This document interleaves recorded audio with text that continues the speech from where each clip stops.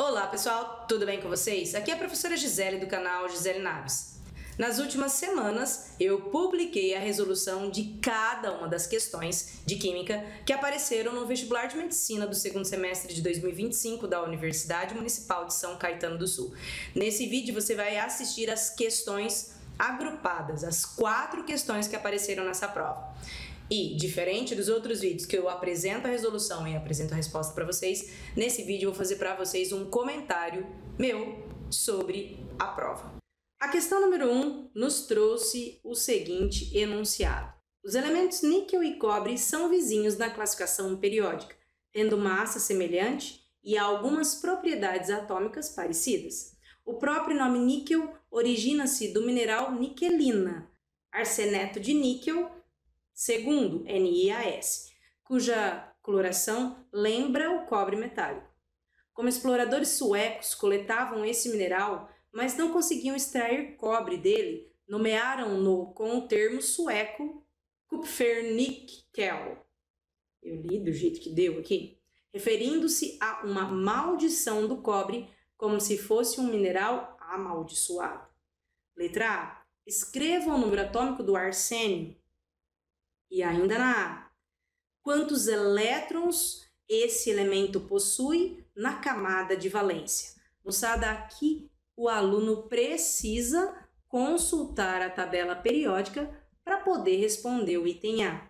E para isso, vou com vocês lá na tabela periódica que está no fim dessa prova, na penúltima página. Vou girar ela aqui e aí a primeira coisa que você faz quando encontra uma tabela periódica não é procurar o elemento, é procurar a legenda.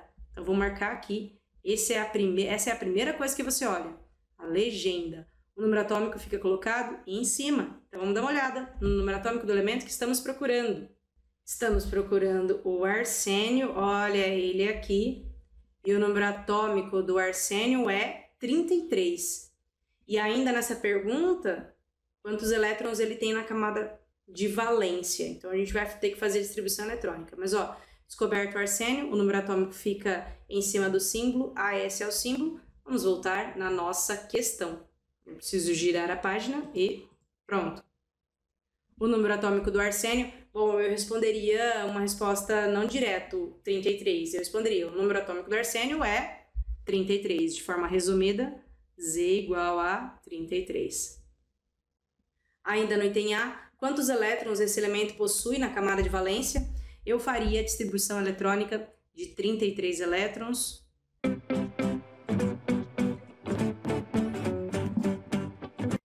É sempre bom parar e contar um pouquinho, ver quanto já deu. Ó, conta comigo. 2 e 2, 4, 6, 10, 12, 18, 20, 30. Para 33 falta 3. E você lembra como encontra a camada de valência? Para você achar a camada de valência, você tem que procurar o maior nível. E o maior nível é o nível 4. 4s2 e 4d3. Então, o número de elétrons da camada de valência do arsênio é 5 elétrons na camada de valência. Ah, eu podia ver que a família é 5A, portanto, 5 elétrons? Podia. Então, ainda no item A, o arsênio tem 5 elétrons na camada de valência. Eu estou colocando aqui fora lá do espaço da resolução, porque eu acho que você deve colocar com as suas palavras, com a sua montagem, monta do seu jeito essa resposta. Uma questão muito interessante para revisar dados e informações de tabela periódica. Então, mais uma vez a Unesp, verificando se o aluno sabe consultar tabela periódica, hein? Agora eu vou baixar aqui um pouquinho para a gente dar uma olhada na letra B. Os principais isótopos estáveis do níquel são níquel 58, 60, 61, 62. E o do cobre 63, 65. Não foi pergunta, foi uma afirmação. Qual desses principais isótopos do níquel é isótono do cobre? 63. Bom, para a gente saber quem é isótono, a gente vai ter que calcular o número de nêutrons de todos eles. Então, para isso, nós vamos ter que ir lá na tabela periódica para pegar o número atômico do níquel. Veja só, o número de massa dele é 58, mas e o atômico? De todos esses átomos. E além do níquel, também vou ter que pegar o número atômico do cobre, porque esse número, 63, é o número de massa. E o número atômico? Desse cobre e desse outro cobre. Aliás, é tudo cobre. Então, mais uma vez, vamos lá na tabela periódica pegar o número atômico de quem tá faltando. Vou deixar assim de lado, ver se você consegue, ó. Ó o cobre aqui, o número atômico é 29, ó o níquel vizinho, 28. Não vou nem girar, hein? Vou contar que você enxergou aí. Vou levar lá de volta para a questão. Então, do níquel é 28, tudo 28, e do cobre 29. Para você descobrir a quantidade de nêutron de todas essas espécies aqui, você vai usar a primeira expressão matemática que o estudante de química aprende. O aluno do ensino médio já vem desde o 9º ano sabendo que A é igual a P mais N. Então, se o aluno quer saber o N, é só isolar. A menos P é igual ao N. Então, no nosso jeitinho de fazer rápido aqui, ó, é só fazer o de cima menos o de baixo. Aqui dá 30, aqui 32, aqui 33, aqui 34, aqui 34, aqui 36. A questão nos perguntou quem era isótono. Isótono significa o mesmo número de nêutrons. E aí, na tua resposta, você não precisa fazer isso tudo. Basta responder quais são os isótonos. Então, sua resposta tem que falar que os isótonos são o níquel 62 e o cobre 63. E esses dois aqui são isótonos. Então, veja só. Não adianta você colocar que 34 é igual a 34. A pergunta foi quem é isótono. Qual desses principais isótopos do níquel é isótono do cobre? Então, o principal isótopo do níquel é o níquel 62. É isso que você vai pôr na sua resposta. Claro que para explicar, você pode colocar esse cálculo aqui se tiver espaço, mas a resposta que estão te pedindo é o níquel 62. Eu faria a conta, sabe? Deixaria indicado 34 nêutrons para os dois. E agora a segunda parte do item B. Considerando o arseneto de níquel, segundo, formado pelo isótopo de níquel 58, qual a porcentagem em massa desse isótopo no arseneto de níquel? Então, primeiro de tudo, vamos pegar a fórmula do arseneto de níquel. E olha, a fórmula tá aqui, ó. NiAs. Tem um cachorro querendo atenção também hoje. Então, NiAs. Então, para achar a massa dessa substância, vamos lá, ó. Uma vez a massa do níquel, que mandaram a gente usar o 58, mais uma vez a massa do arsênio. E, ó, mais uma vez essa questão exigindo que a gente consulte a tabela periódica para pegar a massa atômica do arsênio. E aí, vamos lá na tabela periódica de novo.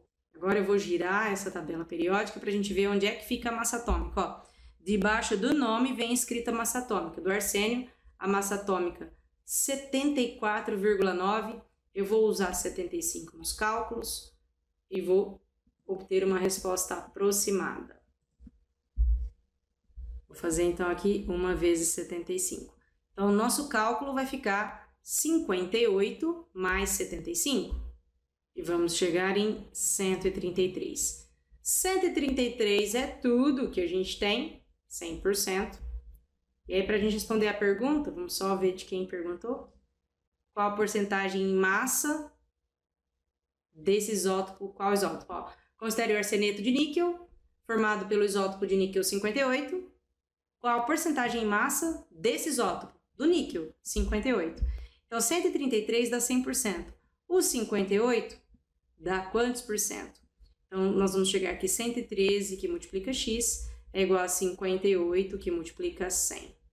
Isolando esse x, vamos chegar aqui 5.800 dividido por 113, fazemos o cálculo, aproximadamente 51,3% do níquel 58. Bom, tudo isso que está aqui, de maneira organizada, você tem que pôr nesse espaço que está aqui, ó. Vou diminuir o tamanho só para você enxergar a folha toda.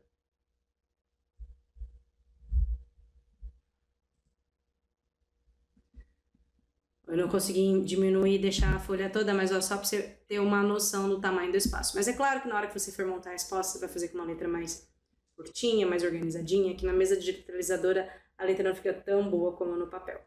Bom, Essa questão abordou temas como tabela periódica, distribuição eletrônica, cálculo de partículas fundamentais e cálculo de porcentagem, estequiometria da fórmula. Uma questão muito boa para revisar VUNESP. Eu espero que vocês gostem desse vídeo, se inscrevam no canal, siga essa playlist e se você puder ajudar no crescimento desse canal, manda esse vídeo para os seus colegas que vão prestar VUNESP de alguma forma e querem estudar resolvendo provas e estão na fase de resolver provas antigas. Se bem que de 2025 para 2025 nem é tão antiga assim. Mas esse vídeo vai ficar aqui no YouTube e um dia 2025 vai ser antigo. Vamos ver como vai ser esse dia no futuro. Esse é o Máscara para quem ainda não conhece. Nesse vídeo você pode assistir a resolução da questão número 2. E a gente começa com a leitura do enunciado. Olivina é a denominação de um grupo de minerais de silicato presentes na formação do planeta Terra. A sua forma rica em magnésio, Mg2SiMO4, chamada de forsterina, já foi encontrada em diversas amostras de meteorito, mas é raramente encontrada na superfície terrestre por sofrer intemperismo, reagindo com o gás carbônico, CO2, formando o óxido de silício, SiO2, e o ânion bicarbonato, HCO3-, conforme a equação, moçada. E aqui está a equação química e a gente vai utilizar ela para a resolução da questão. O texto ainda nos diz: no ambiente, essa reação ocorre entre pH 5,5 e 6 por conta da presença do ácido carbônico na amostra. Estudos mostram que em meio mais ácido, essa reação será mais rápida. Como essa informação importa, vou deixar ela grifada para a gente. Enquanto em meio alcalino, será mais lenta. Pergunta A. Qual é o índice M da fórmula molecular da forsterina? E qual é o coeficiente estequiométrico X do CO2 na equação apresentada? Gostaria de lembrar todo mundo nesse momento que as provas da Unesp elas trazem um espaço para resolução. Quer ver? Vou mostrar para vocês aqui. Tem o espaço do rascunho, o espaço da resolução e resposta. Bom, nós precisamos, antes de colocar no espaço da resolução e da resposta, pensar na resolução dos exercícios. E nesse vídeo eu vou mostrar a resolução para vocês e você monta a resposta, tá? Você que marca lá no seu espaço para resposta. Eu vou começar aqui tentando descobrir, junto com vocês, o valor do M. Para a gente saber qual é o valor desse M, a gente precisa lembrar do balanceamento da equação química. Aliás, balanceamento de equações químicas está baseado nas ideias de Lavoisier. Inclusive, se você quiser assistir um vídeo que contempla passo a passo como você faz um balanceamento, vou deixar um link aqui para você acessar. Para a gente descobrir o valor desse M, esse M que está aqui, que indica quantos átomos de silício precisa ter, a gente vai olhar a equação como um todo. O total de silício dos reagentes tem que ser igual ao total de silício dos produtos. Veja só, o número do balanceamento aqui dessa fórmula é 1. Esse 1 vai multiplicar o M. Então, seu raciocínio vai ser assim, ó. 1 que multiplica o M tem que ser igual ao total de silício do produto. Vem dar uma olhada, ó, sem silício, aqui tem e aqui não tem. Então, a única fonte de silício é essa. 1 vezes 1 deu 1. Conclusão rápida, qual é o índice M da fórmula molecular da fosferina? Então, ó, M igual a 1. É claro, eu produzi uma equação matemática aqui, mas você não precisava, eu só estava tentando te mostrar se você não enxergasse o valor do M. A resolução é simples. Tem um silício no produto, tem que ter um silício no reagente, fim. Então, M igual a 1. Para fazer a resolução do restante do item A, vou trocar a cor da caneta só para você saber sobre quem estávamos falando. Na letra A ainda, qual é o coeficiente estequiométrico X do CO2? Então, aqui, ó, quanto de CO2 está aqui? Essa é a pergunta. Você vai usar a mesma estratégia. O total de carbono dos reagentes tem que ser igual ao dos produtos. Observa, a primeira fórmula não tem carbono, CO2 tem carbono e H2O não tem carbono. Então, a única quantidade de carbono é do CO2 dos reagentes. Vamos olhar no produto se tem carbono, olha só. Não tem carbono, não tem carbono, tem. E esse coeficiente aqui, ó, multiplica aqui. Então, observa aqui, se no produto você tem 4 carbonos, nos reagentes você tem que ter 4 carbonos. Então, esse X é igual a 4. Então, você vai precisar de um total de 4 CO2. Uma coisa muito legal para nós professores, que esta questão abordou foi o uso das duas palavras importantes. Foi o uso da palavra índice, que é o número que fica embaixo, e o uso da palavra coeficiente, que é o número que fica aqui na esquerda do símbolo químico. Na minha sugestão de resposta, não colocaria só m igual a 1, colocaria o índice da fórmula molecular da fosferina é 1, ou n igual a 1. E ainda na segunda parte da A, o coeficiente estequiométrico do CO2 é 4, ou seja, x igual a 4. Bom, agora a segunda parte da questão, vamos ler o que foi pedido. Se essa mesma reação de intemperismo da olivina for realizada em meio cuja concentração de H+ for de 10 a menos 4, o que ocorrerá com a velocidade em comparação com a condição de pH igual a 6? Então, vamos começar assim, ó. Se a concentração de H+ é igual a 10 a menos 4, você lembra como é que faz a conversão da concentração de H+ para pH? Ó, se H+ é 10 a menos 4, então pH é igual a 4. E um pH igual a 4, quando comparado com um pH igual a 6, o pH igual a 4 é um pH mais ácido. Então, vamos responder a primeira parte da pergunta. O que acontecerá com a velocidade da reação em comparação com a condição de pH 6? Então, eu responderia assim, ó, na concentração de H+ 10 a menos 4, a reação será mais rápida.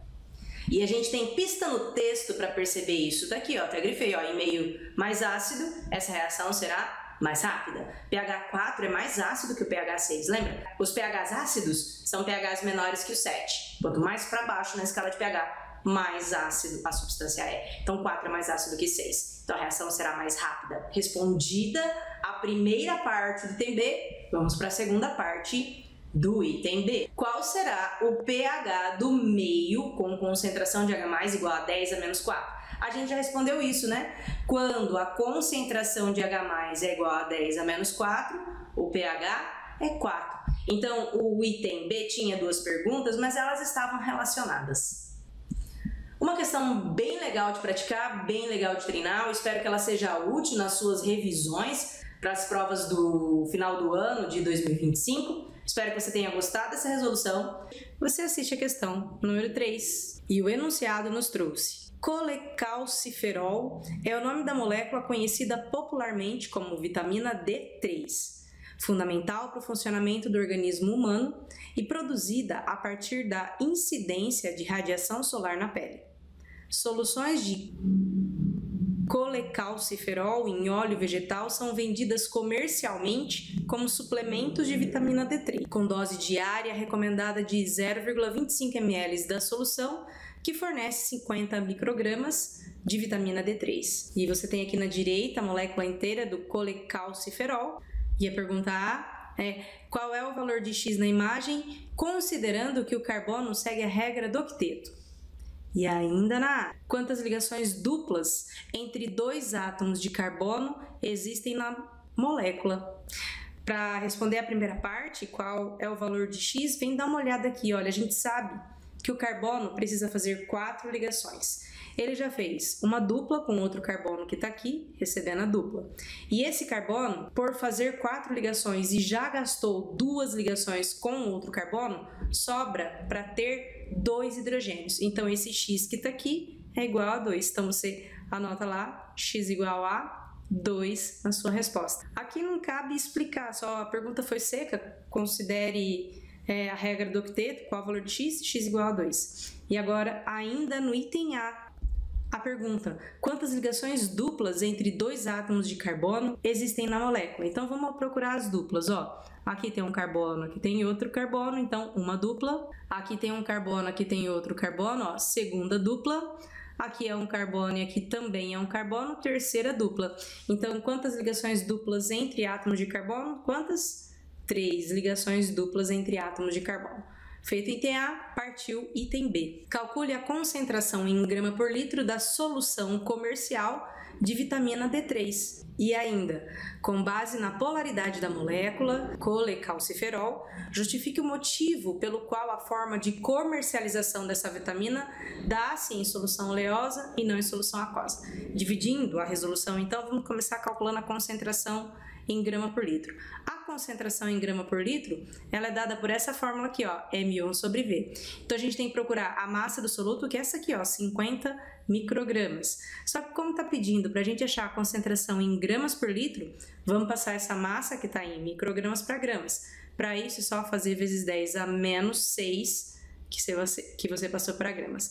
E aí, o volume, você vai dividir por 0,25, como está em ml, você vai passar para litro, vai ficar 10 a menos 3. E aí você tem o volume em litro. Agora você vai fazer conta. Para facilitar a resolução, eu prefiro passar tudo para a notação científica. 50, 10 a menos 6, eu vou colocar 5 vezes 10 a menos 5, tirei um zero, aumentei a potência. Agora aqui, 0,25, vou transformar em 2,5, 10 a menos 3, vai ficar 10 a menos, como eu andei com a vírgula e aumentei o número, vou diminuir a potência, 10 a menos 4. 5 por 2,5, isso dá 2. 10 a menos 5 dividido por 10 a menos 4 vai dar 10 a menos 1. Então, feita a conta, chegamos em 0,2 gramas por litro. É a primeira parte do item B. E agora, para fazer o fim, para terminar a questão, vamos dar uma olhada no que foi pedido pelo exercício. Com base na polaridade da molécula de colecalciferol, justifique o motivo pelo qual a comercialização dessa vitamina dá-se em solução oleosa. Bom, gente, vocês podem desconfiar. O que a gente sabe sobre substâncias oleosas? Elas são apolares. E quando você olha para essa molécula aqui, você reconhece que a maior parte dessa cadeia é de hidrocarbonetos, ou seja, é apolar. A única parte que não é polar, gente, é essa hidroxila aqui, é um pedacinho polar. Como ela é uma grande molécula apolar, é mais fácil dissolver ela em solventes apolares.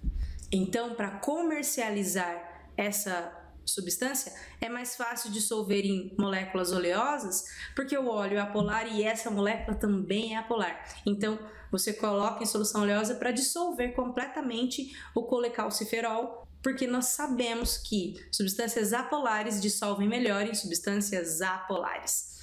Mais uma vez, aqui a gente tem um esboço da resposta. É você quem monta a resolução dessa questão. Eu nunca gosto muito que você responda direto, sempre gosto de uma pequena explicaçãozinha sobre o que é que está sendo respondido, mas tem casos que não tem muito, né? O valor de x é 2 aqui e não tem jeito de responder de outra maneira. Essa questão abordou uma coisa que a Unesp também abordou no meio do ano, que é o cálculo de concentração comum. Acho que essa matéria, esse tipo de exercício, pode valer uma revisão aí para você, hein? Acho que vale a pena você se dedicar para revisar cálculos de concentração. A questão número 4 é também a última questão de química dessa prova. Vem dar uma olhada no enunciado. Uma forma de acompanhar a oxidação do ferro que compõe a palha de aço consiste, como mostra a imagem, em colocar um pedaço de palha de aço embebido em vinagre no interior de uma seringa, posicionando a ponta da agulha em um recipiente com água. Bom, você pode ver aqui, ó, a ponta da agulha. Vou apontar aqui com o mouse. Tá aqui a ponta da agulha, ó. Tá mergulhada em água, tá aqui o recipiente com água. E aqui está a palha de aço embebida em vinagre. Olha a flechinha aqui. E nesse espaço tem ar. Vamos seguir. Dessa forma, não há troca de ar entre a região que está a palha de aço e o ambiente, uma vez que o êmbolo sela a parte superior da seringa e a água impede a troca na parte inferior. Com o tempo, ocorre a reação entre o ferro e o gás oxigênio do interior da seringa, e com isso, a água entra pela seringa sem que haja alteração na posição do êmbolo. A equação química correspondente a esse fenômeno está aqui, ó. O ferro reagindo com o oxigênio formando o óxido de ferro. O que ocorre com o volume de ar aprisionado na seringa ao final da reação, se comparado com o início? Moçada, segundo o nosso texto, assim que acontece a reação, e a reação é o ferro o ferro que está lá na palha de aço, com o oxigênio que está aqui no ar. Quando eles reagem, o texto me disse que a água entra pela seringa. Se a água entra pela seringa, olha, a água vai entrar por aqui, vou até fazer colorido aqui. A água vai entrar e vai ocupar um novo espaço, tá aqui a água. O espaço disponível para o ar diminuiu. Olha a pergunta. O que ocorre com o volume de ar aprisionado na seringa ao final da reação? O volume do ar, com certeza, diminui. Ô, gente, pensa comigo. Se o oxigênio que estava ali reage com o ferro, a palha de aço que está ali, o oxigênio que está ali para de ocupar esse espaço.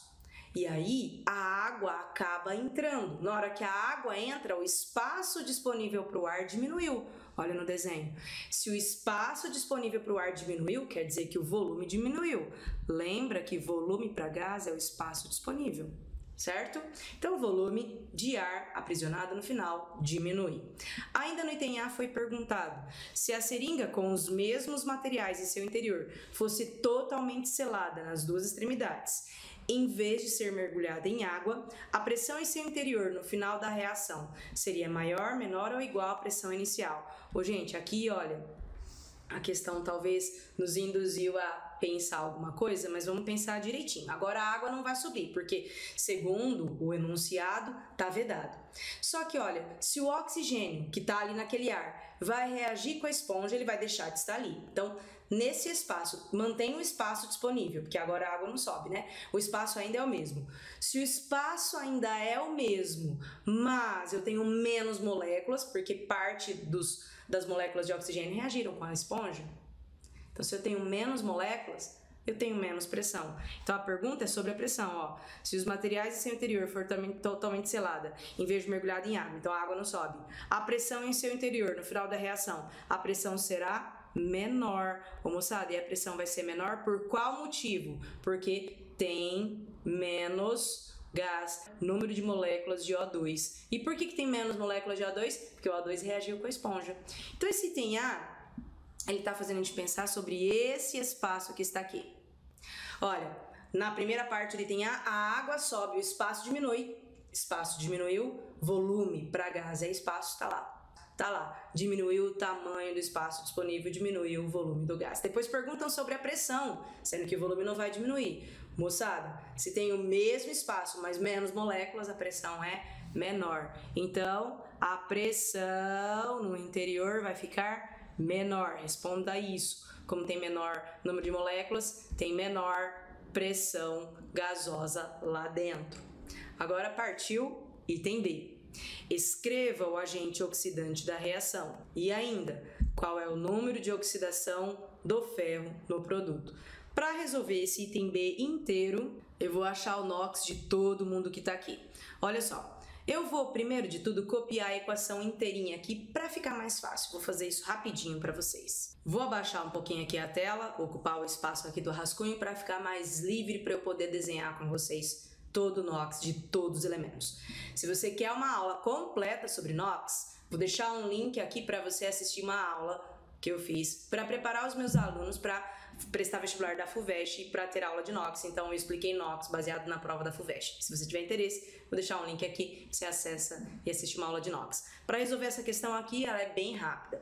Olha só, esse número que está na esquerda da fórmula é o número do balanceamento. O número do balanceamento, ele não influencia no NOx. Então vamos achar o NOx das substâncias esquecendo o número do balanceamento.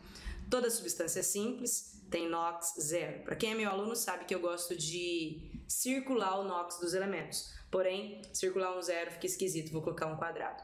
Ó, o O2 também é uma substância simples, também tem NOx zero. Entre ferro e oxigênio, olha, o oxigênio tem NOx menos 2. Você sobe fazendo vezes, menos 2 vezes 3, menos 6. Então, o total do ferro vai ter que ser mais 6. E mais 6 dividido por 2 dá mais 3.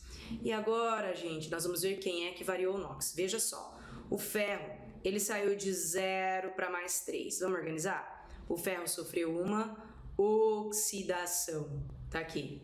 Vamos dar uma olhada no oxigênio. Saiu de 0 para menos 2. Quem sai de 0 para menos 2 é porque sofreu uma redução.